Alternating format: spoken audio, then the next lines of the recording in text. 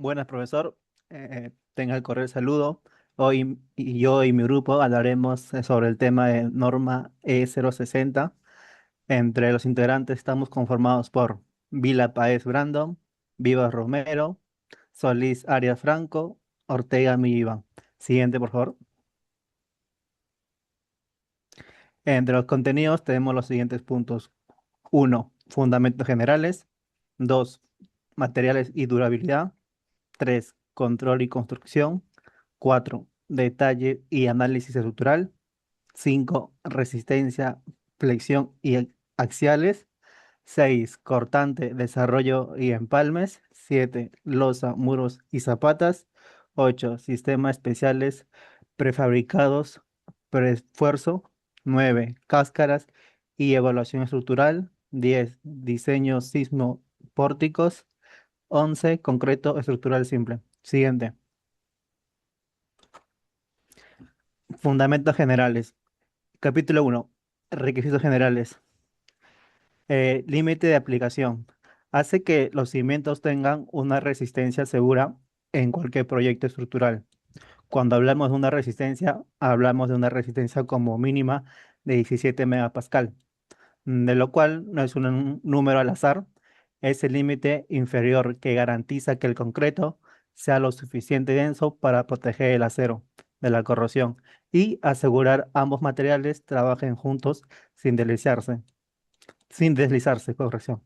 Además, la norma es sumamente estricta con la información en los planos. No solo basta con dibujar, sino que se basa en especificar obligatoriamente la influencia del acero, como la resistencia del concreto a los 28 días y la carga de gravedad.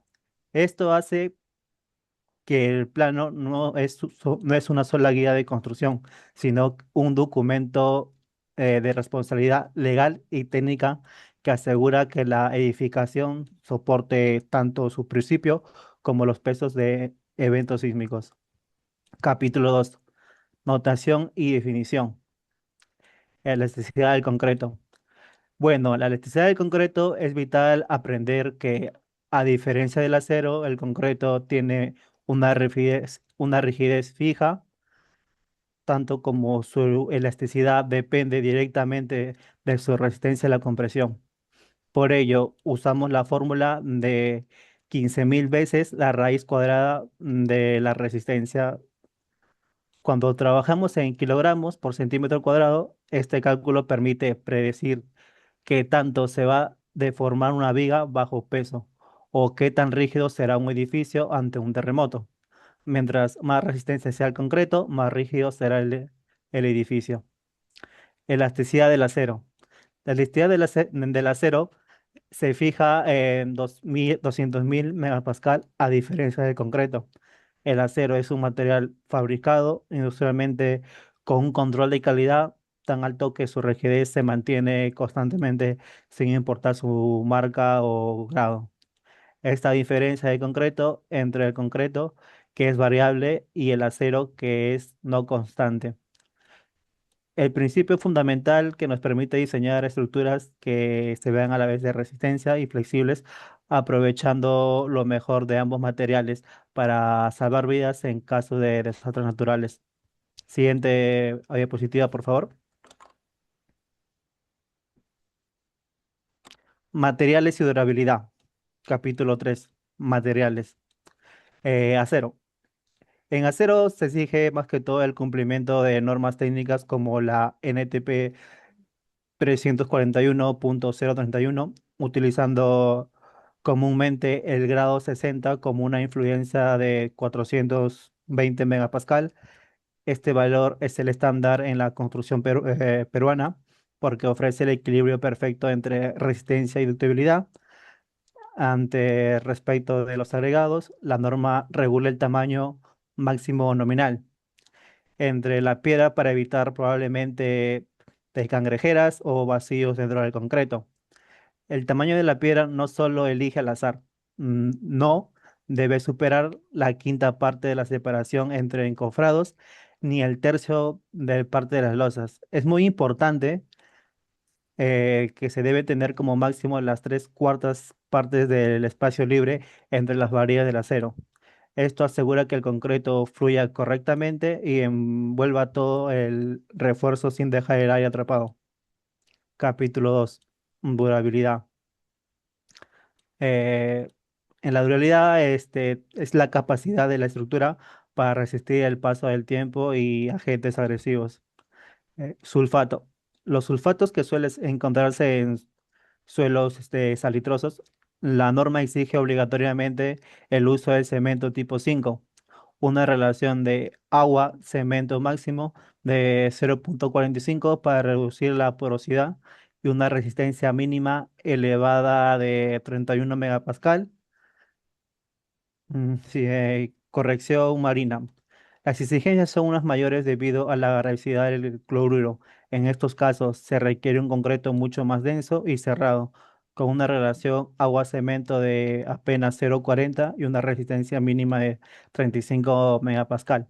En resumen, estos capítulos nos enseñan que la calidad de los materiales y la dosificación correcta de la mezcla son realmente garantizadas para que una obra no solo se mantenga en pie, sino que sea segura y funcione durante toda su vida dúctil. Siguiente PPT, por favor. Control y construcción. Capítulo 5. Calidad del concreto. La calidad del concreto en la etapa crítica de la aceptación del material en obra de la norma E060. Es muy estricta y nos dice que para que un concreto sea aceptado a los 28 días debe cumplir dos condiciones. Estadísticamente, estadísticamente, de forma simultánea, primero, el promedio de 3 ensayos consecutivos de resistencia debe ser igual o mayor al diseño. Esto asegura que la consistencia de la mezcla a lo largo de toda la obra. Segundo, para evitar puntos débiles peligrosos, ningún ensayo individual puede estar por debajo de los 3,5 megapascal. Si alguna de estas condiciones falla, la norma nos obliga a tomar medidas correctivas que puedan ir desde ensayos de diamantina hasta pruebas de carga, para que la seguridad estructural no es muy negociable. Capítulo 6. Encofrado y tuberías. Tubos embebidos. La norma prohíbe que ocupen más del 0.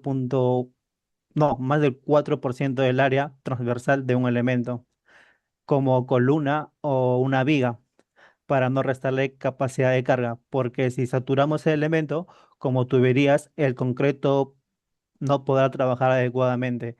Asimismo, para las juntas de construcción, que son los cortes necesarios cuando se tiende el vaciado. La norma también exige ubicarlas en un tercio central de la luz de las vigas o losas. Esto tiene una razón por ser puramente técnica. Ahora se le doy paso a mi siguiente compañero.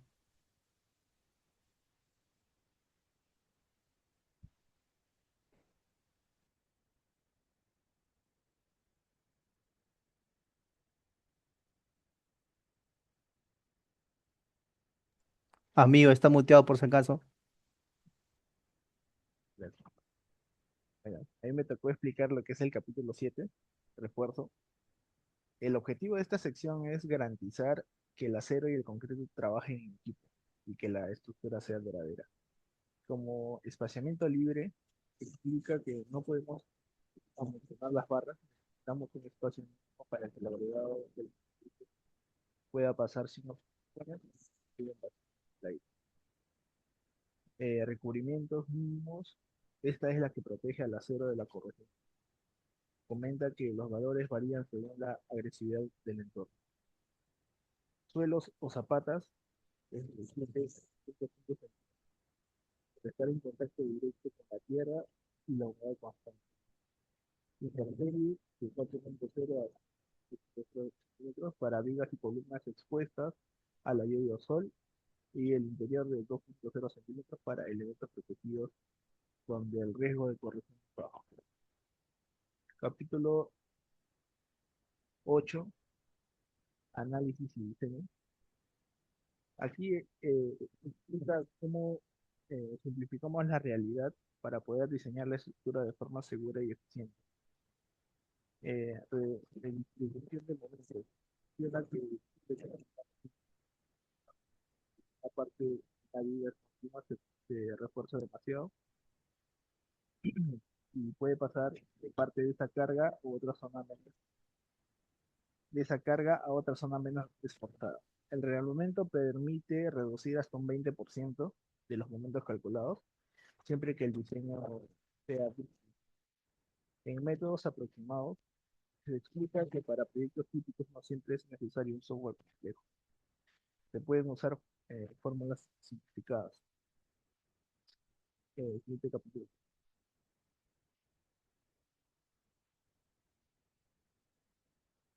Siguiente página. Capítulo 9, requisitos de receta. Combinación de la carga. Se explica que multiplicamos las cargas reales por factores como 1.4 o 1.7 para prever cargas inusuales. Se menciona también que 1.25 cm más CB más CS es la combinación crítica cuando hay sismos donde el peso propio, la carga viva y la fuerza sísmica actúan juntos. Factores de reducción. Y explicamos que por precaución castigamos la resistencia teórica del material. La flexión a 0.90 es el más alto porque el acero avisa antes de fallar. Y las columnas a 0.70 es el más bajo porque si la columna falla se cae todo el edificio y somos más estrictos. De flexiones, no basta con que la viga no se rompa, no debe panquearse demasiado. Es por eso que el L entre 240 se usa para techos comunes y L sobre 480 es mucho más estricto cuando hay elementos frágiles, como tabiques de ladrillo o vidrios, que podrían romperse si la viga se flecta mucho. Capítulo 10.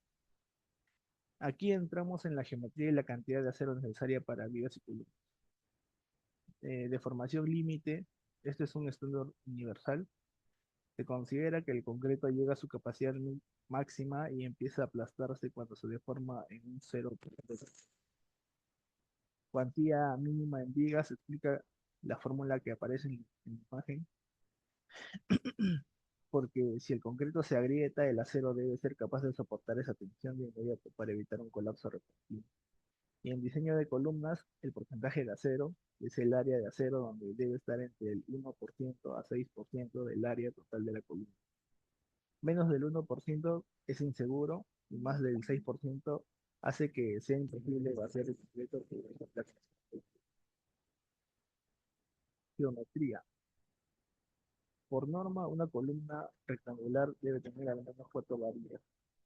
O sea, si una circular, 6 varillas para formar la canastilla de cuadro. Siguiente, por favor.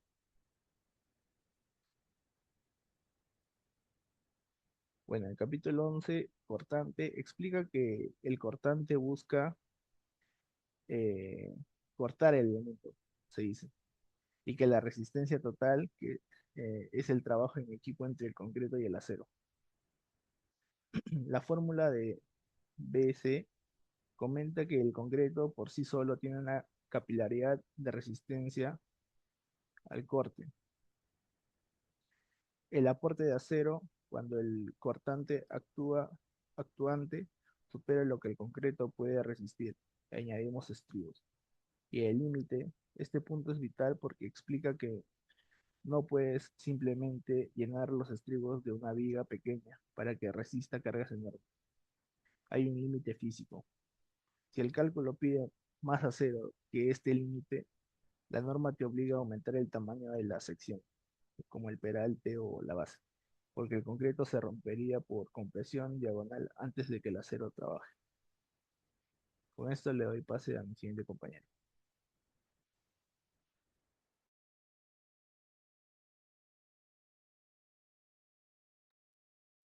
Capítulo 12. Desarrollo. En el capítulo 12 establece que los requisitos para asegurar el acero de refuerzo se transmite a través de esfuerzos de concreto de madera efectiva. ¿Qué quiere decir esto? Que tenemos una longitud de desarrollo, lo que define la distancia mínima necesaria para que una barra de acero alcanza ese esfuerzo de fluencia.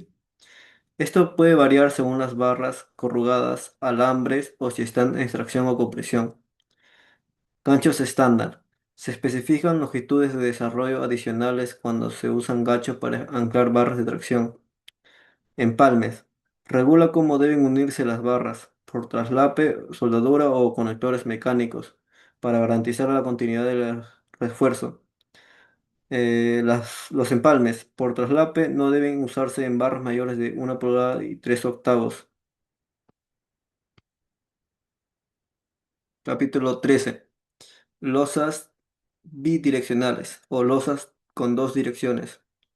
Se enfoca en el diseño de sistemas de losas que transmiten cargas en dos direcciones perpendiculares.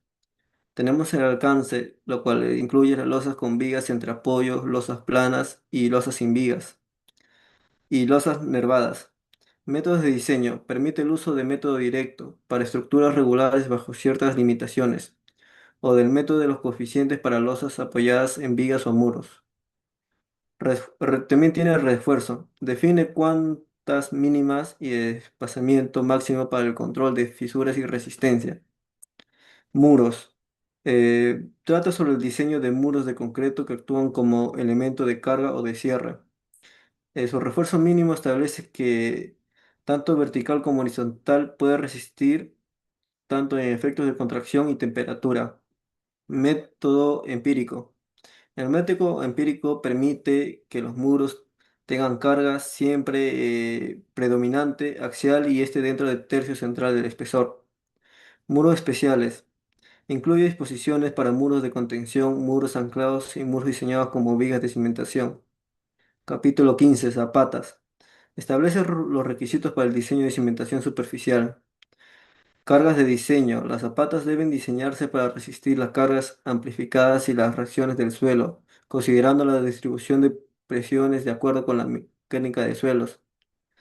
Tiene una resistencia la cual se define con el cálculo de momentos flectores, fuerzas cortantes, también por punzamiento o como viga, para determinar el peralte y esfuerzo necesario. Transferencia de fuerza. Regula cómo se transmiten las fuerzas desde la base de las columnas o muros de la zapata, mediante el uso de dowels o de refuerzo longitudinal extendido. Capítulo 16-17. Prefabricados y compuestos. Concreto prefabricado. Regula los elementos de concreto prefabricados en un lugar distinto a su posición final de la estructura. Integridad estructural. Exige que las conexiones entre elementos garanticen un amarre efectivo para evitar el colapso progresivo ante eventos extraordinarios. Conexiones. El diseño debe considerarse las tolerancias de montaje y las fuerzas generadas durante el transporte e izaje. Apoyo. Especifica las longitudes mínimas de apoyo para vigas y losas prefabricadas. Capítulo 17. Elementos compuestos de concreto sometidos a flexión. Se refiere a elementos fabricados en etapas distintas, por ejemplo, una viga prefabricada con una losa vaciada en sitio, que actúan como una losa con una sola unidad. Compartimiento monolítico. La clave del diseño es garantizar la transferencia de cortante horizontal en la interfase de dos concretos. Apuntamiento. Define el elemento que requiere apoyo tanto en temporales durante la construcción para resistir el peso de concreto fresco. Refuerzo. Especifica el uso de distribos que atraviesan la junta para asegurar la conexión mecánica entre las partes. Ahora doy paso a mi compañero. Bueno, yo les voy a hablar del capítulo 18, que es el concreto preesforzado. Este capítulo va a establecer los límites normativos para garantizar la integridad estructural del elemento. Compresión admisible, límite de compresión extrema inmediata de 0,60 FSI. Esto nos va a servir para prevenir fallas por aplastamiento cuando el concreto aún no alcanza su resistencia final. A la par, el diseño debe justificar rigurosamente el cálculo de pérdidas de la fuerza de preesfuerzo a lo largo de la vida útil de la estructura.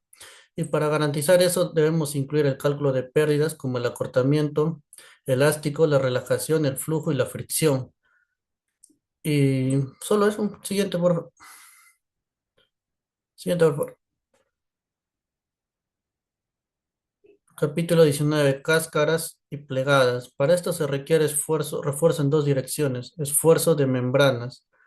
Este esfuerzo en dos direcciones es para poder absorber de manera eficiente los esfuerzos de membrana que dominan el comportamiento de las superficies espaciales. Adicionalmente, nos van a ayudar a garantizar la integridad del elemento y un adecuado control del agrietamiento.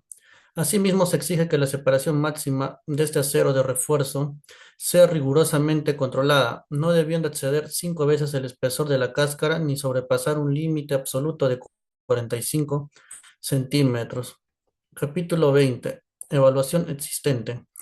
En este capítulo, la norma define los parámetros para verificar in situ la capacidad y seguridad mediante una prueba física rigurosa, la cual nos exige someter la estructura al 85% de la combinación de cargas mayoradas, que sería 1.4 de la carga muerta más 1.7 de la carga viva. El criterio normativo de éxito para aprobar esta evaluación dicta que una vez retirada dicha carga, el elemento estructural deberá mostrar un comportamiento elástico adecuado, recuperando al menos el 75% de la deflexión máxima en un tiempo no mayor a 24 horas. Siguiente, por favor. Capítulo 21. Diseño sísmico de pórticos. En esta sección, la norma tiene varios criterios rigurosos, como son los de ductibilidad y jerarquía de resistencia para evitar colapsos.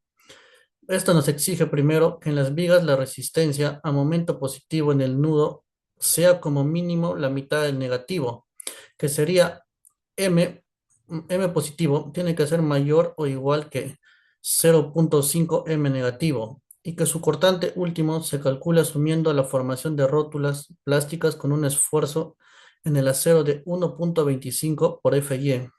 Simultáneamente, impone un confinamiento estricto en las zonas de las columnas mediante estribos a 135 grados con un espaciamiento controlado que no debe exceder los 8 diámetros de la barra longitudinal, 24 del estribo y la mitad de la dimensión menor a los 10 centímetros. Todo esto articulado por el principio de columna fuerte y viga débil en los nudos, donde es obligatorio que la capacidad a flexión de las columnas supere en un 20% a la de las vigas incidentes. Esta capacidad de las vigas incidentes vamos a hallarla haciendo la sumatoria de MC mayor o igual que 1.2 sumatoria de mg para garantizar que la disipación de energía sísmica ocurre en los elementos horizontales y no comprometa la estabilidad global de la edificación. Siguiente, por favor. Capítulo 22. Concreto estructural simple. En esta parte de la norma es sumamente restrictiva debido a la ausencia de acero de refuerzo, prohibiendo de manera estricta su uso en columnas o en cualquier elemento sometido a fuerzas significativas o esfuerzos netos de tensión. Su aplicación constructiva de este concreto estructural simple queda estrictamente limitada a elementos masivos que trabajan de forma predominante a compresión, como pueden ser los cimientos corridos, muros de gravedad y pedestales, exigiendo además un control ineludible para prevenir el agrietamiento, donde el esfuerzo de tracción máximo no debe exceder en ningún caso el módulo de ruptura del material, definido matemáticamente por la expresión phi por 0.42 por la raíz de FC. Bueno, esta ha sido nuestra exposición. Espero que haya sido de su agrado. Muchas gracias.